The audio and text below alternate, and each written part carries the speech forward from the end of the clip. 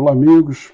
Aqui estou eu novamente com um dos meus vídeos discutindo filosoficamente o papel dos militares numa democracia, né? Nós utilizamos esse tipo de conversa entre o nosso grupo de oficiais da reserva, né, veteranos das Forças Armadas, mas não há nenhum problema de que sejam repostados, né? Eu até fico envaidecido com isso. Para os que não me conhecem, eu sou o Tenente-Coronel Flávio Kaufmann, sou veterano da Força Aérea Brasileira, segunda geração da família na FAB e, como costumo dizer, com muito orgulho, piloto de caça. As pessoas me questionam qual seria o meu objetivo dos meus textos e vídeos, né, sobre esse papel dos militares, né? Eu vislumbro o debate de ideias e tenho esperança que eles possam colaborar de algum modo para que nossos chefes militares e, de maneira geral, os militares entendam a necessidade da participação das Forças Armadas na vida política da nação.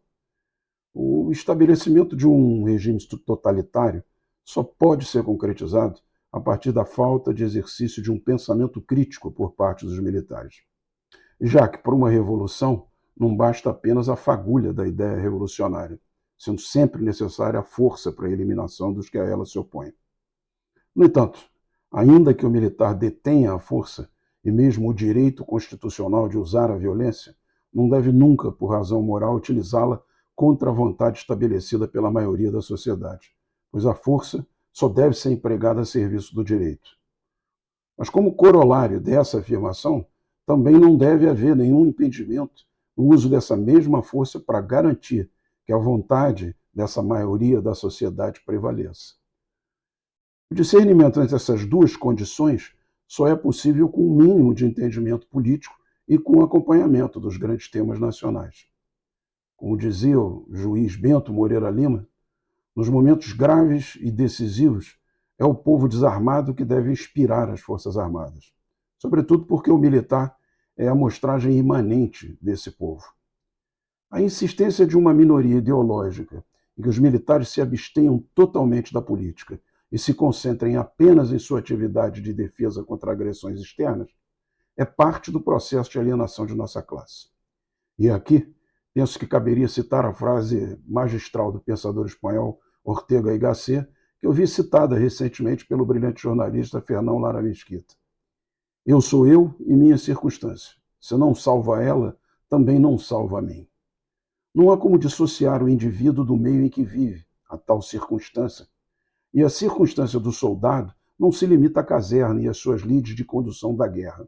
Ela engloba, sobretudo, sentimentos, valores, época, família, a sociedade, o povo e o contexto político em que vive. Desapropriado dessa sua circunstância, o militar torna-se incapaz de desenvolver um pensamento crítico que lhe permita fazer um juízo de valor das ordens recebidas. E para ilustrar minha afirmativa, no livro A Banalidade do Mal, de Hannah Arendt, pode-se encontrar um exemplo clássico das consequências extremas que a falta desse pensamento crítico num agente público pode ocasionar. Adolf Eichmann, ao se tornar um funcionário público da Alemanha hitlerista, jurou lealdade total ao modelo do governo que se instaurou, bem como ao seu comandante absoluto, passando a obedecer às ordens que lhe eram dadas e seguir o propósito do governo sem analisar, ou melhor, sem realizar qualquer tipo de questionamento. Assim, foi capaz de cometer grandes barbaridades, como determinar o assassinato de milhares de judeus, insistindo na ausência de culpa, pelo fato de que apenas cumpria ordens superiores. Nesse pequeno resumo biográfico de Eichmann, é possível identificar a imprescindibilidade do pensamento crítico, sobretudo para aqueles que detêm o comando. Para formar nossas próprias ideias, é preciso conhecer e entender aquilo que captamos, o que só é possível através do exercício de pensamento reflexivo. Por exemplo, para definir o que é certo e o que é errado.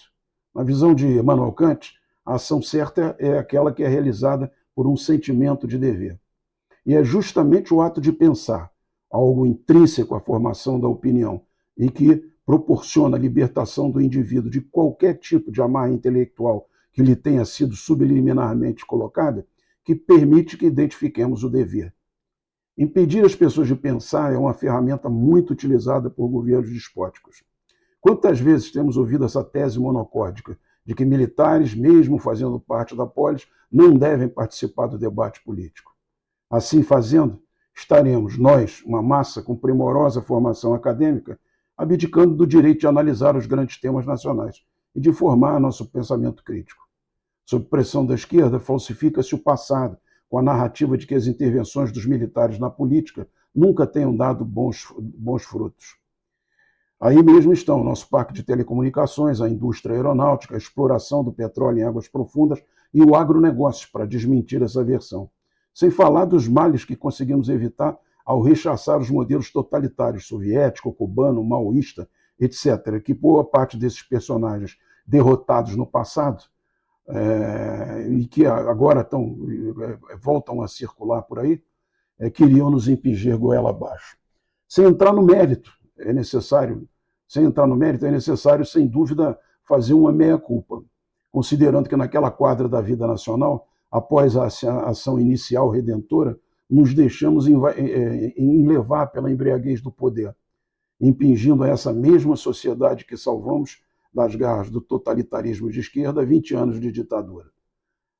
A homeostase no organismo vivo é uma ação natural que conduz a uma tendência de retorno do organismo às suas condições ideais de equilíbrio.